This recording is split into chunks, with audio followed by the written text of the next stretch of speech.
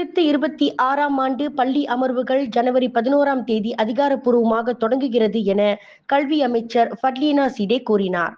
2026 கல்வி நாட்காட்டியின் அடிப்படையில் பிரிவு ஏ மாநிலங்களுக்கு 2016 ஜனவரி 11 முதல் டிசம்பர் 31 வரை நீடிக்கும் என்றும், பிரிவு பி மாநிலங்களுக்கு 2026 ஜனவரி 12 முதல் டிசம்பர் 31 வரையிலும் நீடிக்கும்.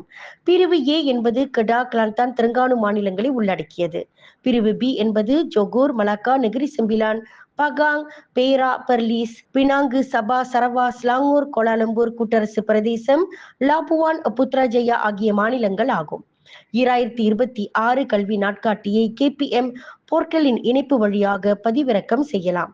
பள்ளி அமர்வை ஜனவரி மாதத்திற்கு வெற்றிகரமாக திரும்புவது கட்டங்களாகவும் ஒழுங்காகவும் கல்வி நிறுவனங்களின் செயல்பாடுகளுக்கு இடையூறு விளைவிக்காமல் மேற்கொள்ளப்பட்டது என்று அவர் மேலும் கூறினார். விண்வெளியில் மேலும் செய்திகளை தெரிந்து கொள்ள கீழே இருக்கும் பெல் பட்டனை அழுத்துங்கள்.